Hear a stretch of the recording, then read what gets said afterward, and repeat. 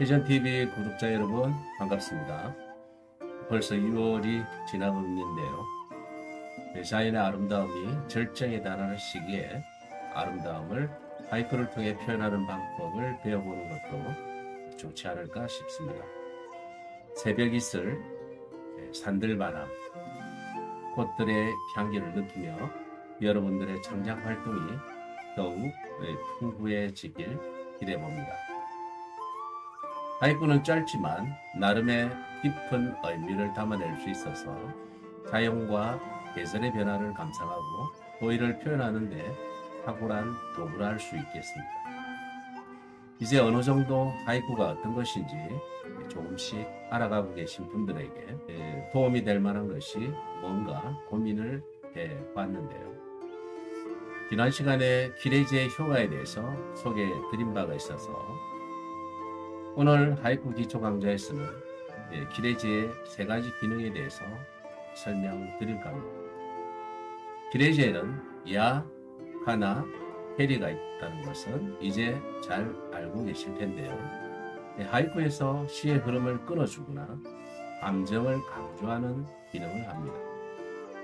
하이쿠는 짧은 시 형식이기 때문에 기레지를 사용하여 시의 구조를 분명히 하고 감정이나 분위기를 고조시킬 수 있습니다.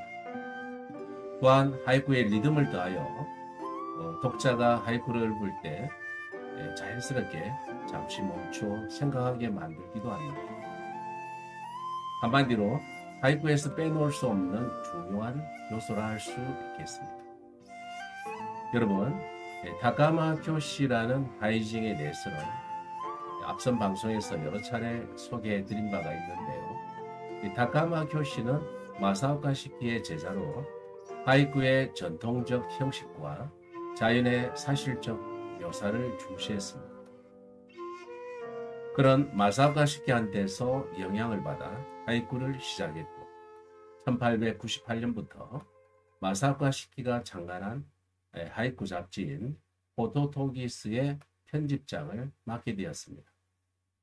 마사오카 시키가 사망한 후에도 다카마 교시는 하이쿠 잡지를 운영하면서 하이쿠의 대중화에 기여했다는 평가를 받고 있습니다. 기레지를 얘기하다가 왜 갑자기 다카마 교시를 언급하는지 궁금해하시는 분도 계실 텐데요. 이 다카마 교시는 메이지, 다이쇼, 쇼와 시대를 걸쳐서 하이쿠계를 리드한 하이쿠 대가라 할 수 있겠습니다. 하이쿠를 막 시작하는 사람에게 하이쿠 짓는 법을 가르칠 때는 먼저 계절어를 넣고 야, 카나, 캐리 중 한 가지를 사용해서 지어보라고 했답니다. 그 정도로 하이쿠에서는 이 기레지가 중요한 기능을 한다는 것이라는 말과 다름없는 뜻이기도 합니다. 자, 그러면 오늘의 주제인 기레지의 세 가지 기능에 대해서 한번 들어가 보겠습니다. 기레지의 기능은 크게 세 가지로 나누어 생각해 볼 수 있는데요. 첫 번째 기능은 영탄의 기능이고요. 두 번째 기능은 생략의 기능입니다. 그리고 세 번째 기능은 격조인데요. 이 시간에는 이 중에서 기레지의 영탄이라는 기능에 대해서 설명드리도록 하겠습니다. 여기서 먼저 알고 계셔야 할 게 있는데요. 실제로는 어느 때는 영탄이고 어느 때는 생략이고 또한 어느 때는 격조의 의미를 가진다 정할 수는 없습니다. 다시 말해서 미리 기레지의 기능이나 의미를 정하여서 하이쿠를 짓는 것이 아니라 하이쿠를 지을 때 기레지를 적절히 이용했다면 반드시 이 세 가지의 효과가 나온다는 그러한 뜻입니다. 먼저 영탄이라는 기능에 대해서 살펴보겠습니다. 영탄이라는 단어의 사전적 의미를 찾아보면 첫 번째 감탄을 표현한다고 소개되어 있습니다.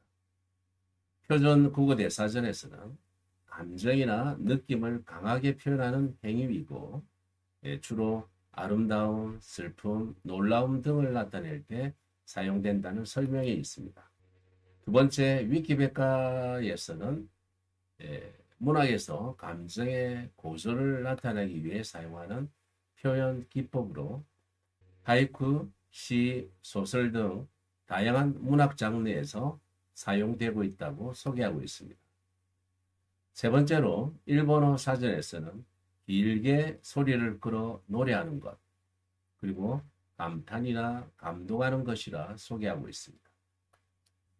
이러한 사전적 의미에서 이 하이쿠에서 말하는 기레제 영탄의 의미는 감탄이나 감동, 그리고 감격 등의 의미로 보시면 되겠습니다. 가령 봄이 되어 길가를 거닐다 잡초나 나뭇가지에 싹이 돋아나는 것을 보고 잠시 멈춰 서서 바라보면서 아, 봄이 왔구나, 봄이구나 라고 하는 것도 역시 영탄이라 할 수 있고, 또 젊음을 자식을 위해 헌신한 부모님이 어느새 나이가 들어 거동이 불편해진 모습을 보고 아, 우리 아버지, 아, 우리 어머니라고 느끼는 것도 영탄이라 할 수 있겠습니다. 좀 더 쉽게 예를 들어보면 한동안 그저 잊고 살거나 자세히 관찰하지 못한 것에 대해 어느 순간 그것이 시야에 들어와 뭔가에 깊고 잔잔한 느낌이 들 때가 있지 않겠습니까? 그때 아 하고 마음속으로 느끼거나 입으로 혼잣말로 내뱉을 때가 있을 것입니다. 이게 바로 영탄이라고 하는 것이라 정리하면 좋겠습니다. 자, 그럼 지난 강좌에서 소개해드린 미자라 시우오시의 하이쿠를 한번 복습해 볼 텐데요. 여러분들도 함께 소리내어서 읊어보시기 바랍니다. 눈으로만 하이쿠를 감상하시면 감상력이 늘지 않고 늘 그 자리에서 맴돌게 됩니다. 소리내어 읊는 것은 무엇보다도 중요하다, 이렇게 말씀드리고 싶습니다. 자, 그럼 미자라 시우오시의 굴을 한번 감상해 보도록 하겠습니다. 유고치야 우미노 후네 이루 스미다가와 유고치야 우미노 후네 이루 스미다가와 미자라 시우오시. 우리말로 한번 감상해 볼까요? 해질녘 동풍 바다향 머금은 배 스미다강. 해질녘 동풍 바다향 머금은 배 스미다강. 후르사토노 누마노 니오이야 베비지보. 후르사토노 누마노 니오이야 베비이치보. 후르사토노 누마노 니오이야 베비이치보. 미자라 시우오시. 이 구 역시 우리말로 한번 감상해 보도록 하겠습니다. 그리운 고향 모서의 내음 이런가 빨간 뱀딸기. 그리운 고향 모서의 내음 이런가 빨간 뱀딸기. 미자라 시우오시의 두 개의 하이쿠를 감상해 봤는데요. 앞구의 계절어는 봄을 나타내는 유고치이고, 스미다강으로 들어오는 배와 저 멀리 지는 석양을 바라보면서 몸으로는 봄바람을, 그리고 눈으로는 황혼의 스미다강을, 그리고 코끝에서는 바다로 고기잡이를 하러 갔다 온 배에 묻어온 바다 내음을 느끼면서 봄을 만끽하며 봄이 찾아온 것을 기뻐하고 있는 모습을 그려내고 있습니다. 카미고의 유고치를 보면, 즉 저녁 무렵에 불어오는 동풍은 봄이 되면 아주 부드럽고 약하게 불어오는 바람을 뜻합니다. 즉 봄을 알리는 바람이라 할 수 있겠는데요. 그런데 이 동풍이라는 단어 끝에 기레지라 할 수 있는 야를 붙여 쓰고 있는데요. 이 야에는 하고 저녁 무렵에 부는 바람을 느끼며 금세 봄이 찾아왔구나 하고 분명 봄을 느끼며 기뻐하는 모습이 담겨 있다는 것을 알 수 있습니다. 이러한 기쁨을 영탄이라고 볼 수 있는 것입니다.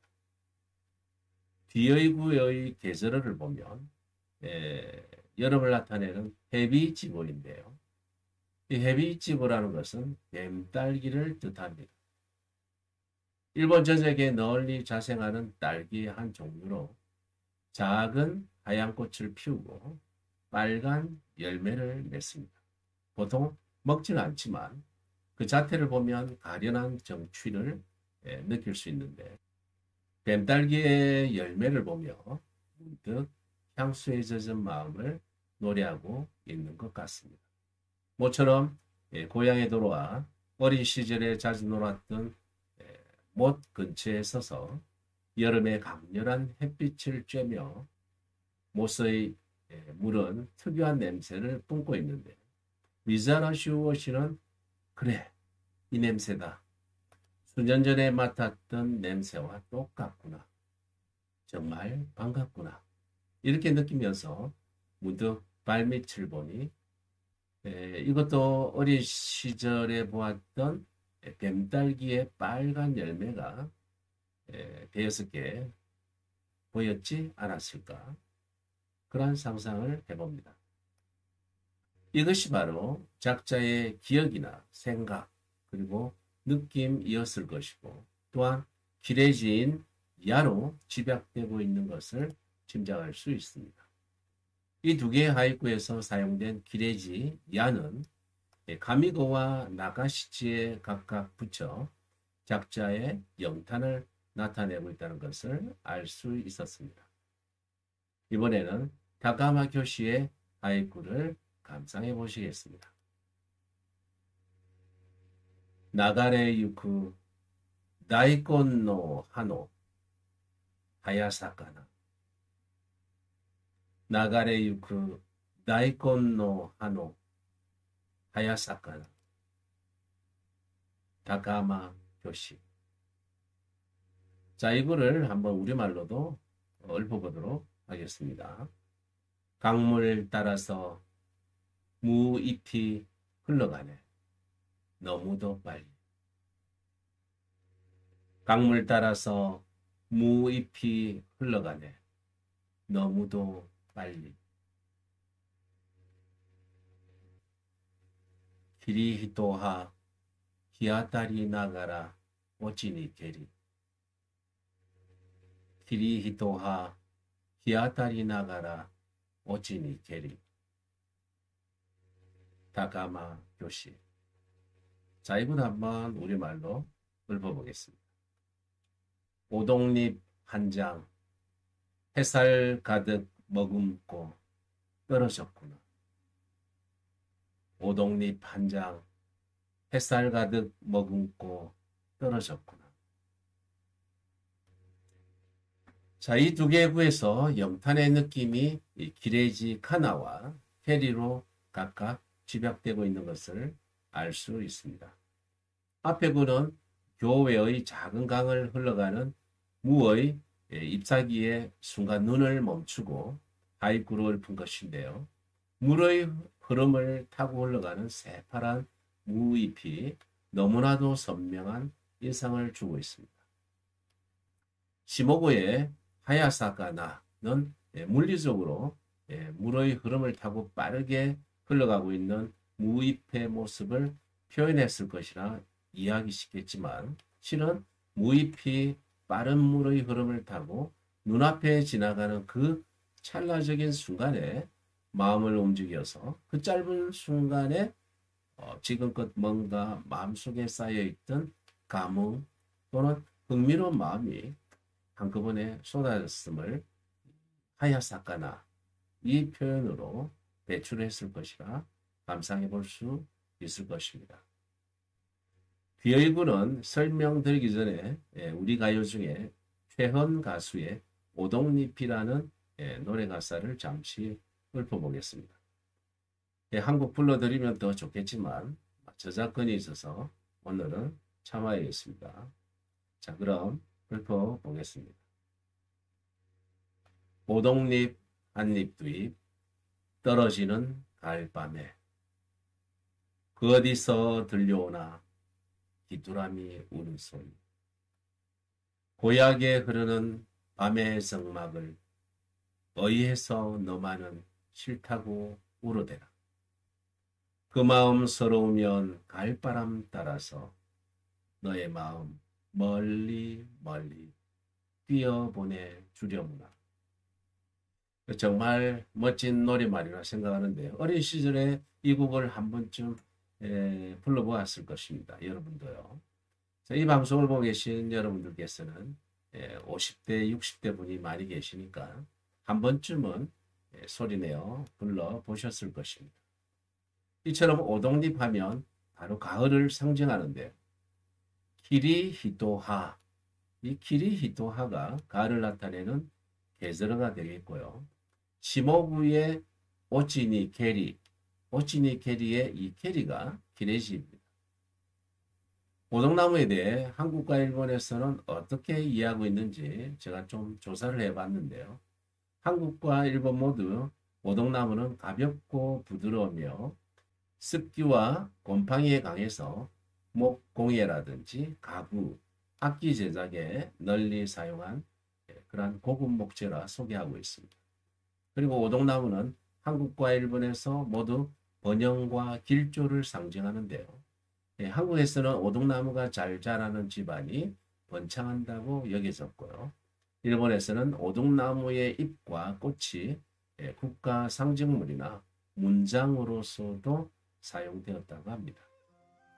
또한 오동나무는 성장 속도가 빠르고 환경 친화적이고 또 한국과 일본 모두에서 오동나무는 재배가 비교적 쉬운 나무로 인식되어서 조림 사업이라든지 도시 녹화 사업에도 사용되고 있어서 친환경적인 나무라 할 수 있겠습니다. 이처럼 오동나무는 한국과 일본에서 모두 중요한 문화적, 경제적 가치를 지니고 있고 양국 사람에게 친숙한 나무인 것은 분명한 것 같습니다. 여하튼 가을의 기색이 도는 시기에는 오동나무의 잎이 하나, 둘 떨어지게 되는데 일본에는 이치요 오치테 텐가노 아키오 시루 이런 표현이 있습니다. 그래서 하나의 잎이 떨어지면 천하의 가을을 안다는 그런 의미입니다. 이 문장은 중국 송나라 시대의 학자인 주희의 식구에서 유래된 것으로 알려져 있습니다. 하나의 잎이 떨어지는 것을 보고 가을이 왔음을 알 수 있듯이 작은 변화나 징후를 통해서 더 큰 흐름이나 변화를 예측할 수 있다는 교훈을 담고 있습니다.